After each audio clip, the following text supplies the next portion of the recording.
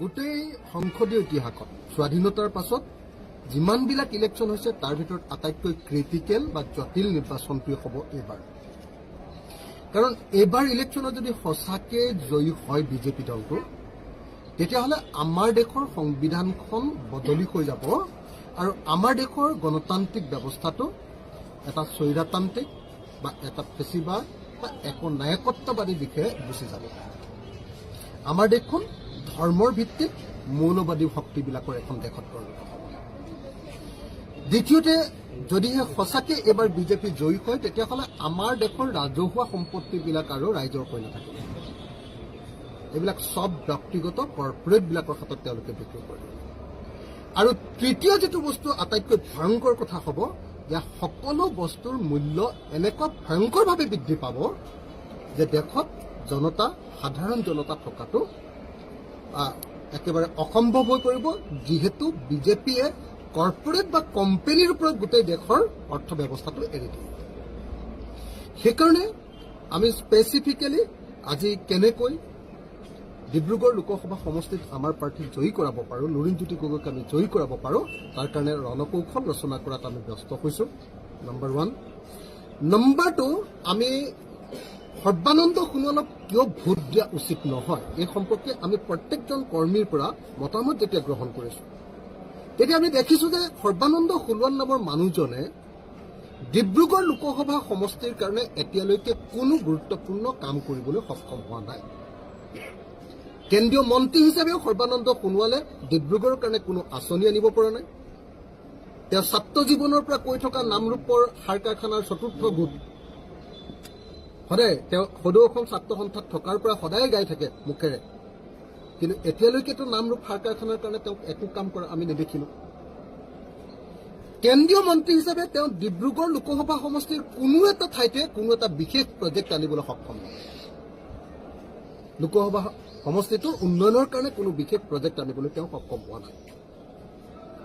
মুখ্যমন্ত্ৰী হিচাপেও এই গোটেই ডিব্ৰুগড় লোকসভা সমষ্টি এলেকাত তেওঁ এনেকুৱা কোনো ধৰণৰ বিশেষ কাম কৰা নাই, যিটোৰ কাৰণে ডিব্ৰুগড়বাসী ৰাইজ সৰ্বানন্দ সোণোৱালৰ ওচৰত কৃতজ্ঞ হৈ থাকিব লাগে। ডিব্ৰুগড়বাসী মানুহে সদায় সৰ্বানন্দ সোণোৱালক মৰম কৰিছে, তেওঁক মৰমেৰে উপচাই পেলাইছে। তেওঁ যেতিয়াই নিৰ্বাচনত উঠিছে তেওঁক ভোট দিছে, তেওঁক সহযোগিতা কৰিছে, আৰু সৰ্বানন্দ সোণোৱালে তেওঁৰ ব্যক্তিগত স্বাৰ্থটো পূৰণ কৰিছে। তেওঁ কেন্দ্ৰীয় মন্ত্ৰী হৈছে ডিব্ৰুগড়ৰ পৰাই গৈ, তেওঁ আপোনাৰ অসমৰ মুখ্যমন্ত্ৰী হৈছে। ডিব্ৰুগড়ৰ পৰা তেওঁ মৰম লাভ কৰিছে সদায়।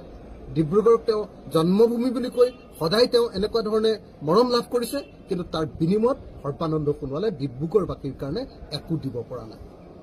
ডিব্ৰুগড়ৰ পৰা কেৱল তেওঁ লৈছে, তেওঁ ডিব্ৰুগড়ক একো দিব পৰা নাই।